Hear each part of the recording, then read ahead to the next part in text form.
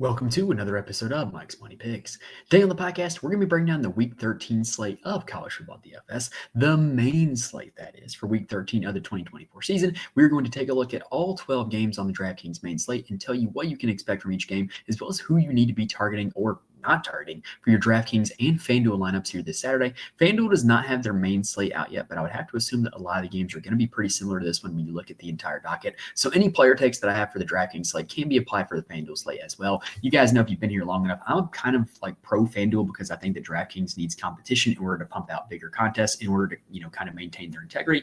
So, I do play on FanDuel, and if you do play on FanDuel, anything that I say on here can apply on there as well. Just wanted to point that out there. But, I'm recording on a Tuesday night, so FanDuel doesn't have their slate out yet.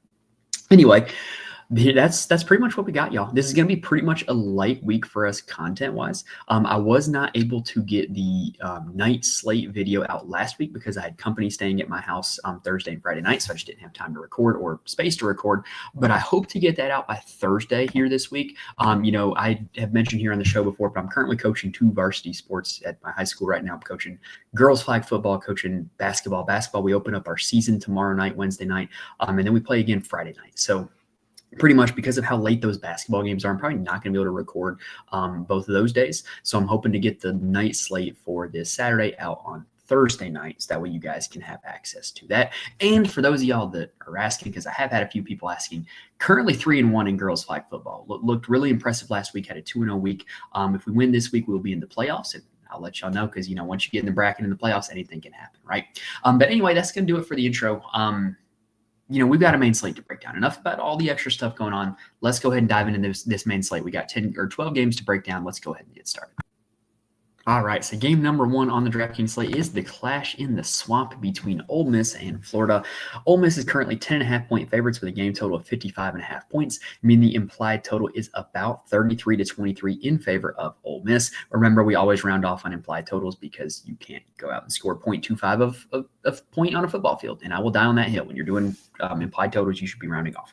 Anyway, on the Ole Miss side, this is a really good matchup for them. Florida's defense is not good on either side. They've gotten kind of shred up in the SEC. Florida ranks 92nd in the nation in passing yards allowed per game and 97th in the nation in rushing yards allowed per game. So this is an offense where they're kind of like Burger King. You can have it your way. Whether you want to move it by throwing, you want to move it by running, you can do that against this Florida defense. And in Ole Miss's case, they're kind of a balanced offense.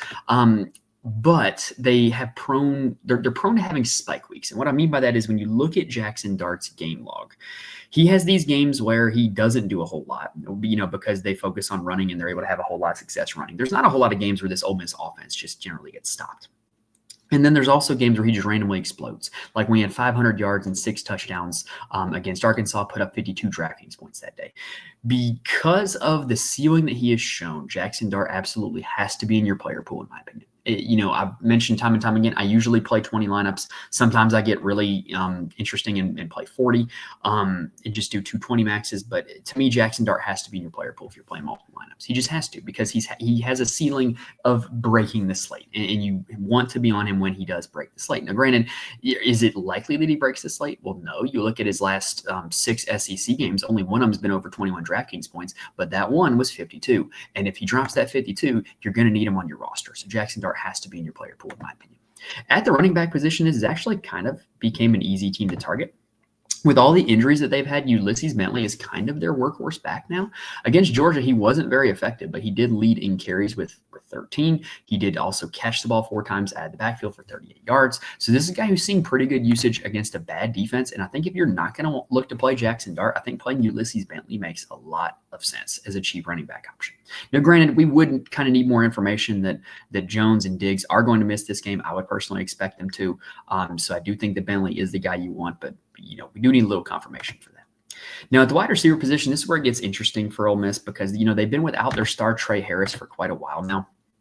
But apparently he's going to be playing in this game, and that just adds another dimension to them. When he plays, he's an absolute target monster. And so what you've seen in recent weeks is all the other targets in the Ole Miss offense, with the absence of Trey Harris, have seen more targets, have scored more DraftKings points, and now they're priced up. So what ends up happening here is if you're going to stack Jackson Dart, it almost feels like it has to be with Trey Harris, even though that's a crazy expensive stack, because it feels like all the other guys are just too expensive for what their role in the offense is going to be when Harris is active. active. Now, granted, does that mean that I'm saying that you can't play Watkins or Lee or Wells or Prescorn or any of the guys like that? No, that's not what I'm saying.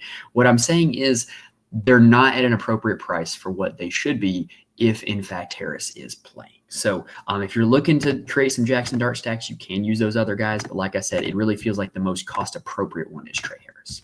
On the Florida side, they are playing DJ Lagway at quarterback, and he had a decent game against LSU, 13 DraftKings points, though. The problem is with Lagway is that his good games don't even turn into a ton of DraftKings points. He has not scored more than 14 DraftKings points against an FBS opponent this season, so it's just really hard to get excited about him. The Ole Miss defense is okay. To me, he's like a GPP cheap quarterback dart throw. If you're really looking to do some other expensive stacks, you can play Lagway as your second quarterback. It gives you some flexibility, but I don't think there's any actual upside to breaking the slate. At the running back position, this is where it gets interesting for Florida. Montreal Johnson Jr. was back from injury against LSU. And what that did was that just kind of muddied the running back committee because you had Jacoby Jackson still involved. He got 6 carries. And then you had Jaden Ball, who also had 6 carries. And so I just don't really know what to make of this running back room. They're all 3 priced really cheaply. But if they're going to be splitting carries 33%, then it's just not worth playing any of them. And Ole Miss is a decent run defense. So I'm just going to pass on this situation for now. Now, the wide receiver position, to me, this is the most playable position for Florida because they're very, very condensed. Elijah Badger had 10 targets last week against LSU, 28.1 DraftKings points in that one. Shamir Deke, transfer from Wisconsin, only caught 2 passes against LSU, but that was right after the 5 for 95 game against Texas. So these are the only 2 guys that they're going to be throwing to pretty much. And so if they're going to have any passing success, then it's certainly going to be Badger and Deke. And really, if you wanted to stack Lagway, that's a super cheap, super consistent stack because you know that those are the 2 guys they're going to throw to. Next up, we have the UNC and Boston College game. The Tar Heels are 3-point favorites in this one with a game total of 56.5 points, meaning the implied total is about 30 to 27 in favor of the Tar Heels. Now, Boston College is actually a little bit of a pass funnel. They rank 119th in passing yards allowed per game and then 50th in rushing yards allowed per game. But unfortunately, that's not really how Carolina wants to win. Carolina wants to win by running the football, which, side note, I know I just called them Carolina, and I know I'm not, I've kind of got a national audience here. I am from North Carolina. And so when I hear somebody refer to a school as Carolina, they're referring to the Tar Heels. When I hear somebody say USC, I assume they're referring to the Trojans. When I hear somebody say South Carolina, that is how you refer to the school that is the Gamecocks. Now we got that out of the way. Let's go back to talking about the Tar Heels. So they do want to win by running the football, right? And so what you've seen in recent weeks is that their starting quarterback, Jacoby Criswell, he just hasn't had a whole lot of passing volume in recent weeks. And that has led to some not so savory DraftKings totals, right? Now, the good news is that with them having a 30-point projection, and I think you can really play Criswell. I'm not saying that it's a great play, but I'm saying he's playable. You can talk yourself into him having a ceiling game against this Boston College defense in this great game environment. I could just see it happening. But like I said, I don't think it's likely because Amarian Hampton at running back is, to me, quite simply the best play on the slate, regardless of position. The workload that this guy is seeing is just absolutely insane. 32 carries and 3 catches against FSU, 35 carries and 5 catches against Wake. That is 35 and 40 touches in his last 2 games. He's combined for over 100 DraftKings points in those 2 games. If he's going to continue seeing this workload, then he is just quite simply going to be one of the plays, the best plays of the slate. I can't stress enough that workload is insane. I don't care that the matchup isn't necessarily great. He is the workhorse back on a team that likes to run the football, and he's scoring all the touchdowns for them too. So I just think he's absolutely a great play, and I'm going to be all over him here on this slate. At the wide receiver position, like I said, this team doesn't really have a whole lot of passing volume. If I were to want to stack one with Criswell, it would probably be J.J. Jones. But even then, it's hard to get super excited. You also have the tight end Copenhaver, who's had a little bit of expanded role since Bryson Nesbitt has gotten hurt. But it's not really a situation that you have to go out of your way to target, in my opinion. Now, on the Boston College side, last week they benched quarterback Thomas Castellanos and went to Grayson James, an FIU transfer. And it was okay. They were respectable against SMU. They covered the spread. They messed up one of my parlays. He put up 18.98 DraftKings points, about 19 DraftKings points. Now, granted, that was really helped by a rushing touchdown. But Carolina's defense has actually kind of improved. They're a little bit better now than they than they were at the start of the season. So just, I don't really see the need to target James, because what they've been doing in the games that James has been starting at quarterback is they've ran the crap out of Kai Robichaux. You look back to that Western Kentucky game, he had 18 carries in that game. You looked at the Syracuse game where they played Grayson James, he had 28. The SMU game where Grayson James got the start, he had 21. So they're going to run Kai Robichaux. And UNC does have a decent run defense. They're ranked 46th in rushing yards allowed.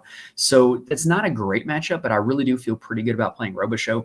Yes, this is a little bit of a three-way committee, but it's currently like 60% carries Robichaux, 40% McDonald plus Ward. In the last game, Robichaux had 21, McDonald had 11, and Ward had 4. So I do think that this is comfortably Kai Robichaux's committee, and I think if you want to play both sides of this game, I think you can. At the wide receiver position, Lewis Bond to me is really the only guy worth targeting. He's like the only consistent part of the offense in the wide receiver position. Reed Harris did get a little traction last week with 4 for 78 against SMU. Maybe there's something there with him having a connection with Grayson James. Maybe there's not. And then Kamari Morales is interesting because he is getting a revenge game against his former team. He was a North Carolina Tar Heel. So maybe they try to get him in the end zone, try to get him a few touches against his former team. But that's it for this game. All right, let's move on to game number 3, another ACC matchup. We've got Wake Forest heading to the Rock, they call it in Miami, to take on the Hurricanes. Miami is 24-point favorites with a game total of 64.5 points, meaning the implied total is about 44-20 in favor of the Hurricanes. On the Wake Forest side, this is a team that likes to run the football because their quarterback play is not good. Hank Bachmeier is a transfer from Louisiana Tech, and he was benched at halftime of the North Carolina game. He had not been great, and they benched him at halftime, but apparently they're going back to him. He's going to get the start this one. But you do run the risk of him getting pulled again because they have pulled him multiple times this season. He's just not – he's not it at quarterback. Like, he's just very pedestrian. He's not what they're used to having at Wake Forest. They were very blessed to have 4 years of Sam Hartman. And then even last year, it wasn't terrible with Mitch Griffiths, but they're not used to this level of quarterback play.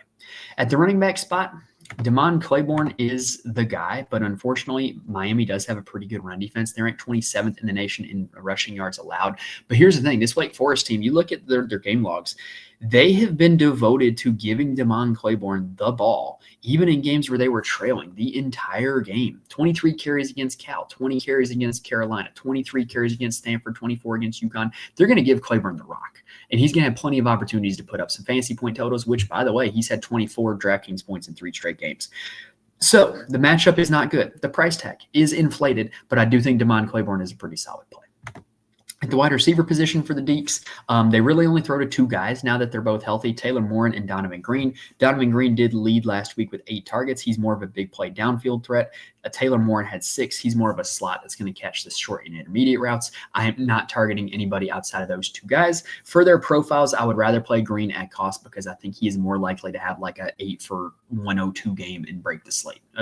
He's much more likely to have a big game to me than Morin is.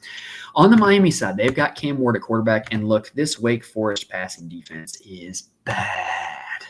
They're bad. Like, they just made Fernando Mendoza of Cal look like a Heisman Trophy candidate 2 weeks ago. They rank 132nd in the nation, giving up 296 passing yards per game. So this is all systems go for Cam Ward. This is going to be like his last hurrah to try to win the Heisman. And it would not shock me if Miami comes out and is like, you know what, Cam, we're going to let you sling it because we want you to win this Heisman. And it also wouldn't shock me if Wake Forest offense kept this game close enough that Miami wouldn't feel the need to bring in the bench players they could leave the starters in. So I think this is a great spot for Cam Ward. They are the highest implied team on the slate with 44 points. He's been so good all season long. I expect to have another one good here against Wake.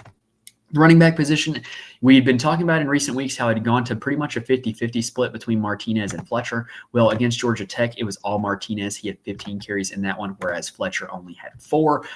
So it does look like it's back to being Martinez's backfield, but really against this Wake team, they're just so easy to throw on. I don't really feel the need to like target the running backs. I'm just going to play this Miami passing game. Speaking of which, Xavier Restrepo is Cam Ward's wide receiver 1. He's the much more consistent option at wide receiver. He is the wide receiver with the highest ceiling among this Miami team. Problem is he's priced up, but I really do think you can play. I think there's enough value you can find elsewhere that you can play these expensive quarterback wide receiver stacks like Ward Restrepo, like Dart Harris that we talked about. You can absolutely play these expensive stacks because there is value to be had. Now, after Restrepo, Isaiah Horton has established himself as the wide receiver 2 in this offense. He's been over 10 DraftKings points in 6 straight games, which is pretty solid. That just speaks to the level of consistency of the role that he has had. He's absolutely the wide receiver, too. He's absolutely appropriately priced, in my opinion. If you're playing enough lineups with Cam Ward, you should really cycle through his receiving options as stacking partners, in my opinion. And Jacoby George is the third option, even though he was great against Georgia Tech, 7 for 88. He just didn't get in the end zone. He's absolutely a guy that's got an every down role in the offense as well. Then there's tight end Elijah Arroyo, and then wide receiver Sam Brown Jr. that are not necessarily every single down players, but they're going to play a lot. They're going to be factors, and they're pretty cheap. So if you're looking for a cheap stacking partner with Ward, you can play one of them too and hope that they score a touchdown. Next up, we've got SMU taking on the Virginia Cavaliers. SMU is 9.5-point favorites with a game total of 57.5 points, meaning the implied total is about 34 to 24 in favor of the Mustangs. And I got to be honest, this line feels a little fishy to me. I feel like SMU should be much more than 9.5-point favorites. I really do. I think SMU's good. I think Virginia's not.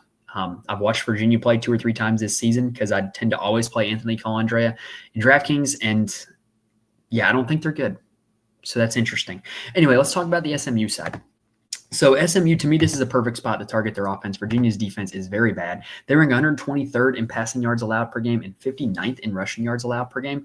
Now, here's the interesting thing with Kevin Jennings is he is known as a dual threat quarterback, but in the last 2 games, they have not used him as a runner at all. In fact, he's had negative rushing yards in the last 2 games. But we just saw Riley Leonard and Notre Dame run all over this Virginia team, and I really think that he could absolutely repeat that success. With him implied to score 34 points, I think it's quite likely that he scores at least 3 touchdowns combined between his arms and his legs. I think this is an absolutely great play at $7,900. And we've been talking all season because SMU seemed to always be on the night slates. We've been talking on the night slates how, he was priced in this $6,000 range and he was just going to continue to be chalk. Everybody was going to play him at that price. Now he's up at $7,900. So I think ownership might be a little down. I think he still possesses the same upside though. At running back, we talked about for a lot of this season how SMU last year played a deep rotation of skill guys and never really allowed one guy to get, to be a good play in DFS week in and week out. They looked like they were going to do the same this year, and then all their guys started getting hurt. And running back, the last guy standing was Brashad Smith. He has turned into a workhorse running back. He's been over 28 DraftKings points in each of his last 3 games. We just saw Jeremiah Love of Notre Dame really tear up this Virginia team. I think this Virginia team's really bad. I think that both Jennings and Smith are in play, in my opinion. At the wide receiver position, it's kind of the same situation we were just talking about, right? Like they've had a lot of guys get hurt. Jordan Hudson, who's the guy that I thought all season long would be this team's number 1 wide receiver, finally showed it against Boston College. 8 targets, 7 catches, 99 yards, and a touchdown, 22.9 DraftKings points. He's clearly the top option in this passing game. You can't expect that same amount of success every single week, but he is clearly the guy that profiled as the best one. Then you also had Keyshawn Smith last week, put up 17.1 DraftKings points. He's another pretty solid play in my opinion.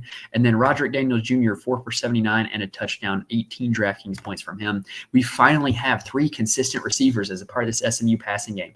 The problem is that since they're all 3 going to have a role in the offense, it becomes hard to pin down one of them that is like a good stacking partner. So what I would recommend doing, and I'm going to be doing this, is playing a few Kevin Jennings lineups where you have different stacking partners, Hudson, Smith, and Daniels. And then, oh, by the way, Matthew Hibner is the tight end. He was not he did not have a catch in their most recent game, but he is the tight end taking over for RJ Maryland. He's just worth a shout out for that reason. Next up on the Virginia side, Anthony Colandrea is going to be the starter for this game, but he is kind of like Hank Bachmeier of Wake Forest, where he's been benched in the middle of games multiple times this season and has not finished the game, but they always go back to him. So obviously there's a risk of him getting benched in game. I am a big fan of this guy. I think he is a gunslinger. He is aggressive. He is athletic. He's fun to watch, but he's been bad this year. And it's led to some not so great DraftKings performances. And this SMU defense is better than a lot of the defenses that he hasn't had great DraftKings performances against. So he's going to be a pass for me. At the running back position, it is a little bit interesting. Kobe Pace is still priced as the RB1, but Xavier Brown has actually outtouched him in both of their last 2 games. If I'm going to play one running back, it would be Xavier Brown, but I don't think you have to play a running back from this Virginia team. He's just a really cheap option if you need to save salary to go elsewhere. At the wide receiver spot, Malachi Fields is the wide receiver 1, the alpha in this Virginia passing game. But even he's been really inconsistent this year. And really, with this being a tough matchup against SMU, I'm probably not going to be playing any of these Virginia receivers if I'm being totally honest. bonus. All right, that does it for game number 4. Let's go ahead and take a quick breather, and then we'll get on with the rest.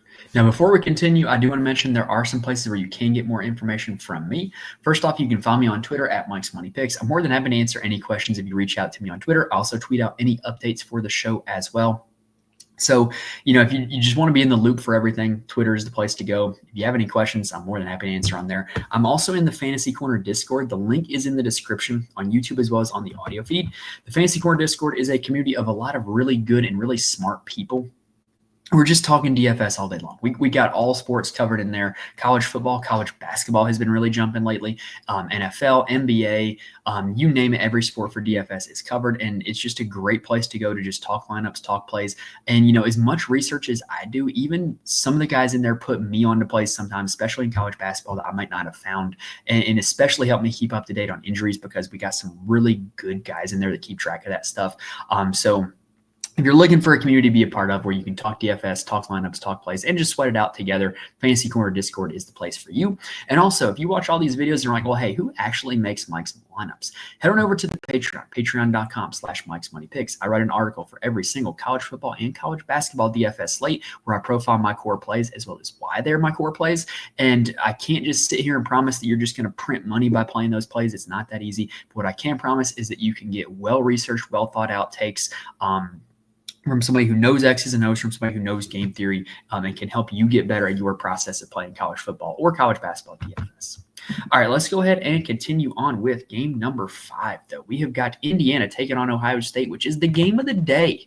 And I'll be honest, when this slate first came out, like back in the preseason, I didn't have Indiana, Ohio State being the game of the day, but Indiana turns out they're pretty good. However, I will say this, though. This spread, it does not bode well for Indiana. Ohio State is 13.5-point favorites with a game total of 51.5 points. Hot take here. If you're the number 5 team in the nation and you're 2 touchdown underdogs to number 2, you probably don't need to be number 5.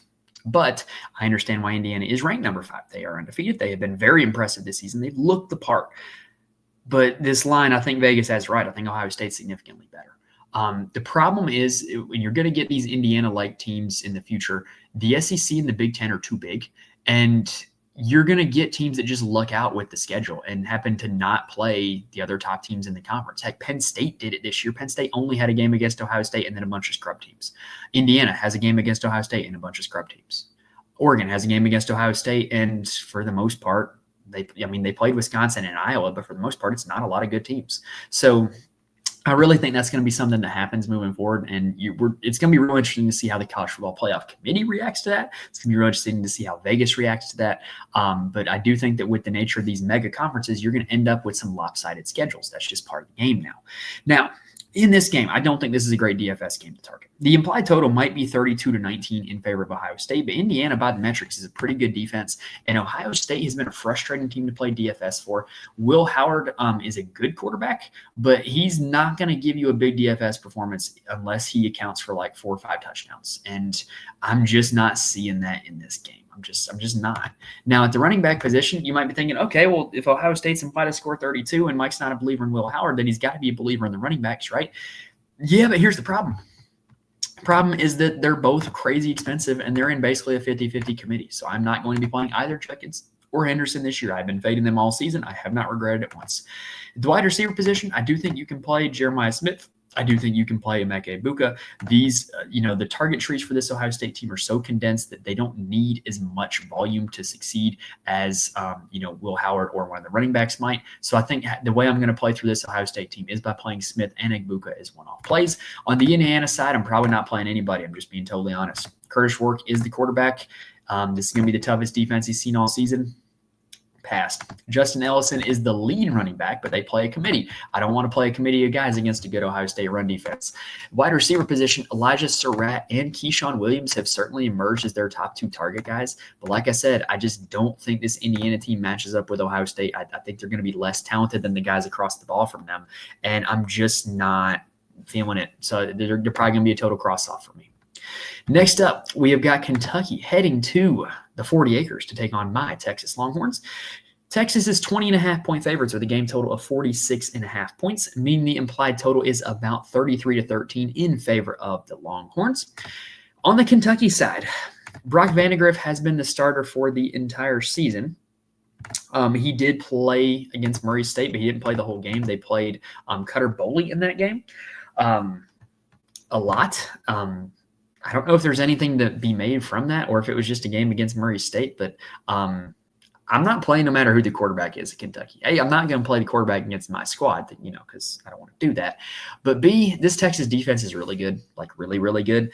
And Kentucky's offense is not all that good. So hard pass for me on the quarterbacks. At running back, they finally got everybody healthy. I was huge on Chip Trayanum in the preseason and drafted him a lot in best ball.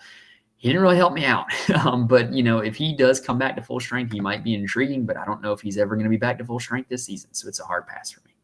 The wide receiver position, Barryon Brown did miss the Murray State game, but I'll be honest, I think Dane Key and Barryon Brown are the two most playable pieces from this offense because they're big play receivers. And if you just get a busted coverage from Texas, which they can do, and you get a 50-yard touchdown, they're instantly going to pay off their salaries. So those would really be the only guys that I'm interested in targeting from this Kentucky team. On the Texas side, I am going to play this Texas team through the running back position. The reason why is because Kentucky ranks 26th in the nation in passing yards allowed. They have given up big performances to running backs this season, such as Jarquez Hunter's 40 fantasy point performance against them. So they have been had through the ground more than the air this year. Quinn Ewers, he's too expensive. He showed you the ceiling at Florida of what he can do when he just accounts for all of the touchdowns, and he got 36 DraftKings points. But that's the only game this season where he's been over 22. So he's just way too expensive to me. As much as I love the guy, as much as I personally love the fact that he's been Texas' starter for 3 years and he's probably the second best quarterback we've had since Colt McCoy. I'm not playing him in DFS at that salary in this game environment. So it's just a hard pass. Like I said, I'm going to be playing these running backs. And yes, it is a 50-50 committee, but the matchup is pretty good. The price tags are pretty good, and the workloads are pretty good. Jaden Blue last week against Arkansas had 14 carries, also caught 3 passes in that game. That's a pretty solid workload for him. Quintravion Wisener had 17 carries, also caught 3 passes as well. So both these guys are seeing double-digit touches. They're involved in the passing game. They certainly have touchdown upside, and they certainly have big play upside because these are some athletic guys. So I'm going to be taking my shots at both Blue and Wisener in this game. At the wide receiver position for Texas, I am going to hold true that Isaiah Bond still is the guy that you want in this offense. I've watched it enough this season to know that he is their best wide receiver weapon. Some games they get him involved more than others. Some games you just don't. That's the nature of the wide receiver position in college football. I still think he's the guy you want. Matthew Golden last week had the same number of targets as Bond at 5, and he scored 2 touchdowns on his only 2 catches. So I think that's a little bit fluky in my opinion, especially considering he had 2 more touchdowns the previous week against Florida.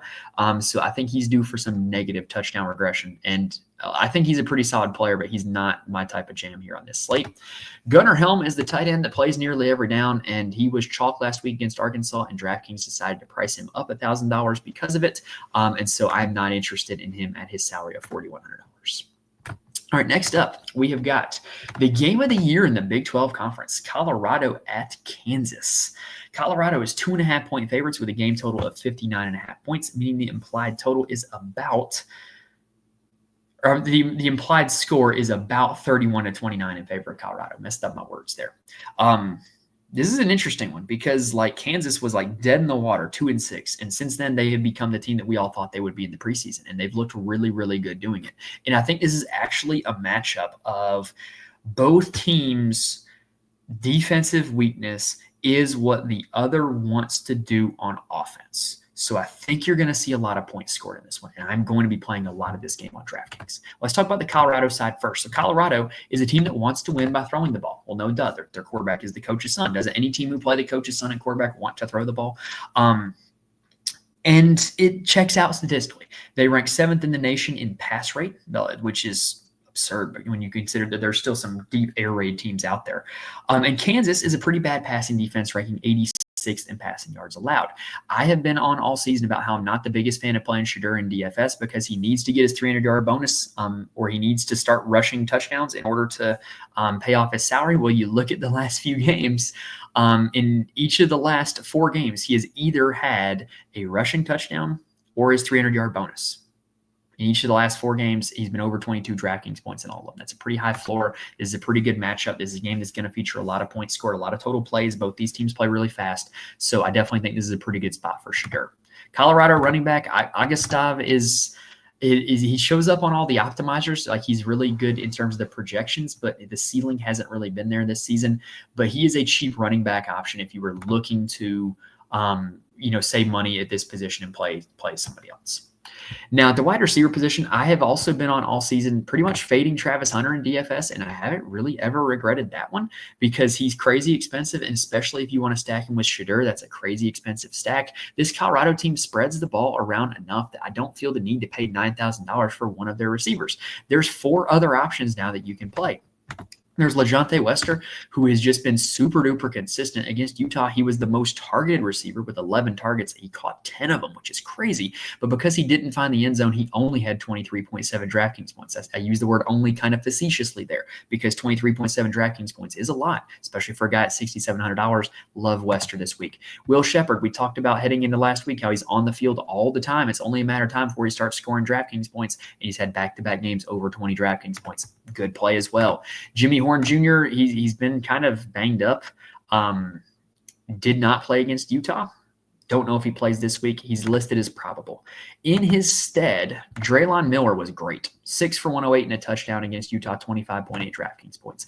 I don't know how much Miller is going to get used if Horn is in fact back, but that's a high upside play at $4,000. And I think Horn's a high upside play at $4,200. So whether Horn is in or out, I definitely think I'm going to be sprinkling all of those top 5 Colorado receiver options into my lineups. But like I said, I'm probably not going to be playing a lot of Travis Hunter because I just think that's way too expensive to pay for.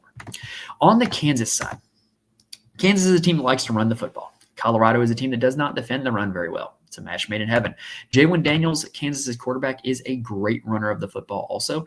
So before that BYU game, which was a weird game, he had 4 straight games over 23 DraftKings points, and he's still under $7,000 on DraftKings. This is a guy who's averaging double-digit rushing attempts in those last 4 games as well. So I really do think this is a good spot for Jayden Daniels. He's a guy I'm going to be playing a lot of in my lineups. Yes, Colorado's a tough team to pass on, but he's not going to score a whole lot of his points via the passing game. He's going to be doing it with his legs. At the running back position, Devin Neal is one of the best running back plays on the slate, in my opinion. He's just been super consistent all season long. 5 straight games over 19 DraftKings points, involved in the passing game, has scored a touchdown in 7 straight games. Like, I just can't stress enough how good of a play he is, and I think this is a really good matchup. If you don't want to pay all the way up at the running back position to Amarian Hampton or the next running back that we're about to talk about, I do think that Devin Neal is a great mid to high tier option. And then the wide receiver position, Lawrence Arnold is questionable. He left the BYU game early. We've talked about all season long how this is a super condensed receiving core between Grimm and Skinner and Arnold. And, well, if there's no Arnold, then it's going to be super, super condensed between Grimm and Skinner. I do think you can play either of them. I think I would probably only play them as stacking partners with Daniels, though, because, like I said, I do think this Colorado team is pretty tough to pass on. So it's not my favorite option to play those wide receivers, but if you're playing Daniels, I think it makes sense to stack one of them because you know who he's going to be throwing to. You just don't know if he's going to score all of his points with his arm or with his legs. Next up, we have another game environment that I love to target in DFS. We're actually going to have another one after this that is going to be really good to target in DFS as well. This one is UCF at West Virginia. UCF is 3-point favorites with a game total of 63.5. The implied total is about 33-30 in favor of UCF. Yeah, just great game environment all around here. Both these teams, good offenses, bad defenses, should be points galore. For UCF, excuse me. They're going to be starting doing risk at quarterback. And it's been a mixed bag of success for him in his 2 starts. 29 DraftKings points against Arizona, 6 against Arizona State. But, like, the stats aren't that bad. He just didn't account for a single touchdown in that game. I don't know how his team scored 31 points and he didn't account for a single touchdown. But anyway, this has been a good offense with risk actually playing. I think he's a pretty solid option. $6,000 is a pretty cheap quarterback in this great game environment. At the running back position, RJ Harvey is just outstanding. He is like one rung below Amarian Hampton, in my opinion, and Amarian Hampton is slightly cheaper. So I will be playing more Amarian Hampton than RJ Harvey, but it doesn't mean that I won't be playing RJ Harvey. He's got 4 straight games over 34 DraftKings points. In all 4 of those games, he scored multiple touchdowns. So this is a guy that they're going to get the ball in his hands quite a bit. The only thing would be that West Virginia is a little bit of a pass funnel. We talked about it on last week's show, and then Bryson Washington proceeded to absolutely rip them to shreds on the ground. So this absolutely is a team that can be had by the air or by ground. At the wide receiver spot, Jacoby Jones, the Ohio transfer, has been the wide receiver one since Dylan Risk has took over at quarterback. He's been over 12 DraftKings points in all three of those games. I think he's a solid play. If you don't want to play him, you got Kobe Hudson, who was formerly the wide receiver one, who did see 7 targets in that last game against Arizona State. I'm going to keep it with just those two, though. This team isn't going to have a ton of passing volume, and they're certainly not going to pass to a whole lot of guys outside of Jones and Hudson. On the West Virginia side, they've got quarterback Garrett Green, who was one of my core plays last week. And I don't often toot my own horn on here, but that was one where you could just kind of see it coming a mile away. This is a guy who is a really good runner going up the defense in Baylor, who gives up a lot on the pass and a lot on the ground. And Green put up 44 DraftKings points. Could he do the same here? Maybe. I don't think it's super likely, but I think the ceiling is absolutely those 44 DraftKings points again. UCF ranks 105th in the nation in passing yards allowed, and Green, when he gets good passing matchups, that kind of opens up his legs as well. You kind of see, like, it's odd with Green, like some of his better passing yardage totals equate to some of his better rushing yardage totals because it just opens up the offense, right? So I think he's a really, really good play at $7,800. He's going to be a guy that I'm going to be getting into my lineups. At the running back position, we're still seeing a committee between Jaheim White and C.J. Donaldson Jr. Against Baylor, it was 16 carries for White and 9 carries for Donaldson. White is the more explosive player. White is getting more usage. White is the guy I would want to roster, and he's pretty darn cheap still. At the running back position, at the wide receiver position, is starting to get condensed for West Virginia. Hudson Clement is their big play threat. I don't think he is a bad option. Cole Taylor is the tight end. He sees a lot of consistent volume, 9 targets against Baylor. I think he's a pretty solid option. But the guy I really want to play is Justin Robinson. He's down here at $3,500. Against Baylor, only 2 for 36, but he was targeted 7 times, which was one behind Cole Taylor for the team lead. And we're seeing more and more usage from him. I think it's clear that this team wants to build around him going forward, and they want to get him involved in the offense now. So I think the $3,500 Justin Robinson, he's going to be one of my sleeper wide receiver plays of the week.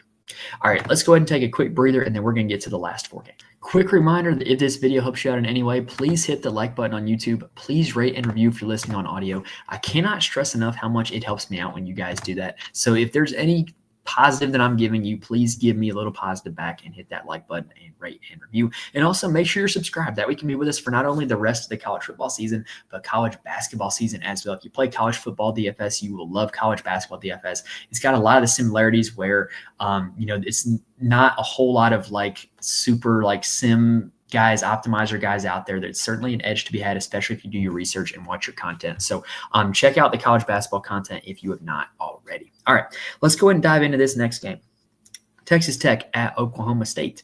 Texas Tech is 3.5-point favorites with a game total of 67.5 points. That is the highest game total on the slate, meaning the implied total is about 35 to 32 in favor of the Red Raiders. On the Texas Tech side, this is the ultimate run funnel game. Oklahoma State is a team that you want to run the ball against. However, that doesn't mean Baron Morton is unplayable, in my opinion.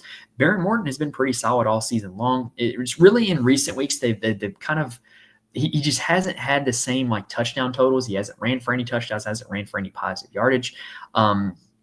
He needs kind of a shootout game environment to get going, and I do think that this could be one. So I think my main exposure to Morton is going to be if I'm playing other Oklahoma State guys on the other side and hope that this turns into a shootout. But Morton's teammate at running back, Taj Brooks, does not need a certain game environment to succeed. This is a true workhorse running back, and Oklahoma State is the worst run defense in all the Power 4 conferences. Yes, worse than Purdue, worse than Wake Forest, worse than all the other bad run defenses in the Power 4. Oklahoma State is the worst. And Taj Brooks is a guy who can take advantage of that. He's been over 25 carries in each of the last 4 games, over 22 DraftKings points ever since week 4, which is a crazy streak. And he's just a super high floor, super consistent guy that they're going to get the ball in his hands. I think it's a great matchup. I think he's a great play. And again, I'll say kind of the same thing about him that I said about Rashad Smith, that I said about Devin Neal. If you don't want to pay all the way up for Harvey or Hampton, then it's very palatable to pay for Taj Brooks at about $1,000 less. At the wide receiver spot, I also think this is a pretty good spot to target a wide receiver as well because they're so condensed in their target tree. Josh Kelly had 11 targets last week against Colorado, or I guess 2 weeks ago against Colorado. That was his second straight game over 20 DraftKings points. I think he's a great play. Caleb Douglas was limited against Colorado, but I think that was because he was seeing the Travis Hunter shadow. You see before that, he had 3 straight games of 19 or more DraftKings points. So I do think that this is a pretty good spot for both of those wide receivers. This is an offense that's probably going to score a ton of points, and I'm probably just keeping it to those 2 wide receivers here in this one. On the Oklahoma State side, Alan Bowman has been the starter all season long, but apparently there's rumblings that he might get benched for Melakiliki Maka Smith. I know that's not the actual name, but that's just how I'm reading it. So Bowman is going to get the start. I would probably not play him, though. I think what you're going to want to do with this Oklahoma State team is play Ollie Gordon, who is starting to look like Ollie Gordon again. Against TCU, 22 DraftKings points, only had one touchdown in that one, but he did his 100-yard bonus, did have 25 carries. This team's going to give the rock to Ollie Gordon a lot this week, and I think that there's a chance that you could see 2023 Ollie Gordon this week. I think he's a pretty solid play, and I think nobody's going to play him, which means it's a great time to play him. At the wide receiver position, this is another team that keeps it pretty condensed, which is good news for what we're seeing in the DraftKings world. Brendan Presley, 13 targets last week against TCU. Now, granted, this is a slot where a lot of his targets are the short and intermediate variety, but that's 13 targets is a lot of targets, and this is a game that could absolutely go back and forth. Oklahoma State's implied to score 32 points, so I do think this is a pretty good spot for Brendan Presley. Deshaun Sherman is kind of more of their deep threat wide receiver. He did have 7 for 101 and a touchdown on 12 targets last week against TCU. He's in a pretty good spot as well. Owens is more of a possession guy. Was held catchless against TCU. So really the ones that I'm looking at are Presley and Stribling here on this Oklahoma State side. And like I said, I do think it's a good spot for Ollie Gordon as well. Next up, we've got BYU taking on Arizona State. And can I be honest, I kind of have this one as almost a cross-off in my opinion. Arizona State is 3-point favorites with a game total of 48.5 points, meaning the implied total is about 26 to 23 in favor of the Sun Devils. I just think of both of these teams is being pretty darn conservative and run heavy, and I just don't see this game being a shootout. I just don't. BYU ranks 57th in rushing yards allowed. Arizona State's a team that likes to run the football. Arizona State is a team that's decent on both sides defensively, and BYU is an offense that hasn't exactly been high octane all the season long. Jake Retzlaff is BYU's starting quarterback. I think he's too expensive. He's up there at $8,000. And he hasn't, gotten above 31 DraftKings points all season, certainly not to an FBS opponent. And you got Garrett Green there below him. You got Kevin Jennings there below him. I just rather play other guys in that same price range. And running back, you do have LJ Martin, who has been a workhorse, but he hasn't really turned it into a whole lot of DraftKings success. And he's $7,000. That's expensive. There's other guys I'd rather play.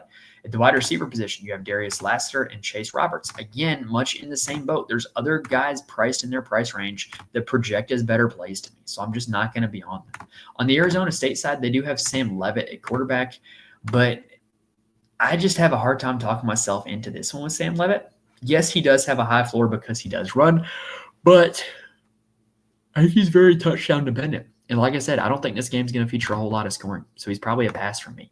Cam Scatterboot, great play, like just great running back. I don't think this is the best game environment, though. I think BYU's a pretty good run defense, so I'd rather just play the other guys that are priced in the same range as Cam Scatterboot, honestly. And wide receiver, there is one guy we got to talk about. That's Jordan Tyson. He was a core play for me last week as well on the night slate. 43.6 DraftKings points on that slate, 12 catches on 17 targets for Kansas State. Basically, when this offense is throwing the ball, they're throwing to Jordan Tyson.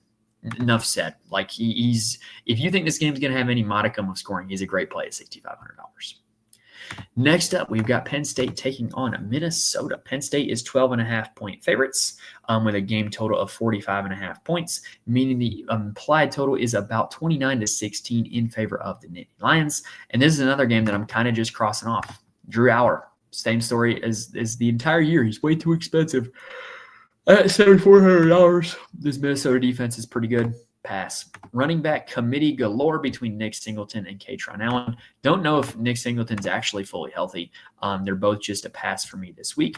Wide receiver, Tyler Warren's been great, but he's way too expensive. Hard pass for me on the Penn State receiving corps. On the Minnesota side, you got Max Brosmer going up against the Penn State defense. Hard pass. Darius Taylor has been great for us all year at running back, but now he's going up against the Penn State run defense, and he couldn't do anything against Rutgers last week. So hard pass as well. Then at the wide receiver position, the one guy I do like is Daniel Jackson. And that's because just the threshold for scoring at the wide receiver position, especially at a salary of $5,600, is just so much lower. And his target volume is just so good. He had 16 targets against Rutgers in their last game, only caught 7 of them. But 16 targets is 16 targets. You give me 16 targets against any defense, and I'm going to feel pretty good about it. So Daniel Jackson, $5,600, probably the only guy from this game that's in play for me. Last game of the slate is going to be Pitt heading to the Ville to take on Louisville. Louisville is 8-point favorites with a game total of 57.5 points, meaning the implied total is about 33 to 25 in favor of the Cardinals. For Pitt, we don't know who's going to be starting at quarterback. But what we do know is Louisville's a bad pass defense. They rank 98th in the nation in passing yards allowed per game and just gave up 300-plus passing yards to Stanford. Sorry for the yawn, y'all. It's almost midnight my time as I'm recording this. So whether it's Holstein or Yarnell, it's a good matchup. I don't know. I'd have a hard time talking myself into it if it's Yarnell, just from what my preseason perception of him was. Holstein, I think I could get there if he does, in fact, play. But I'm going to need confirmation that he's going to play. At the running back position, Desmond Reed is Pitt's workhorse running back. His usage in the passing game is insane, 10 catches last week, but he's kind of dependent on that. He did not score a touchdown last week, but he did have 176 total yards with those 10 catches, which got him a ton of DraftKings points. So I don't know what to make of him. I'm kind of in the Cam Scatterbo camp where I think he's a good play. I think he's a good running back, but I would just rather play Amarian Hampton or RJ Harvey. And so I'm just not going to be playing a lot of them. At the wide receiver position, Kanata Mumpfield is the wide receiver one for Pitt. With Yarnell in at quarterback, it certainly makes it a little less palatable to play these Pitt guys at wide receiver, though. On the Louisville side, Pitt is not exactly a great pass defense. They really shut down the run of Clemson last week, but the pass defense is pretty bad. They rank 108th in the nation in passing yards allowed. Tyler Shuck is a little expensive for my taste. I kind of have the same complaint I had about him that I had about Jake Retzlaff, where he's priced in this $8,000 range, and he hasn't shown a massive ceiling all year long. So it's just really hard to talk myself into him when he's priced up this high, but the matchup is so good and the stacking partners are so good. I'm going to play a little bit of it. At the running back spot, Isaac Brown, the workhorse running back for this Louisville team, is questionable. If he does not go, Duke Watson would be the RB1, and I'm pretty intrigued at his salary, $6,000 right there. And then at the wide receiver spot, you've got two alphas, Ja'Cory Brooks and Chris Bell. They have really emerged in this Louisville receiving room as the top two targets. Over the course of the season, it is Brooks and then Bell. But most recently, Bell last week against Stanford was great. He was targeted 10 times, went for 112 and a touchdown. Both of those guys are going to make my player pool as stacking partners with Tyler Shuck and as one-off plays. But all right, that's going to do it for this episode, y'all. Hey, made pretty good time this week. So if this video helped you out in any way, please hit the like button. It helps me out a ton when you guys do that. I cannot stress it enough. And while you're there, make sure you subscribe to the channel. That we can be with us for the rest of our college football content this year and college basketball content as well. Remember, if you want more from me, Twitter, Fantasy Corner Discord, Core Plays on the Patreon. You can always go to any of those three spots. But that's going to do it for this episode, guys. Hopefully we gave you guys all the information that you need in order to build some winning lineups for this Saturday main slate. Best of luck to you guys on the Saturday main slate. Thank you guys for watching and listening to this point, and I will see you guys next time. Hook 'em.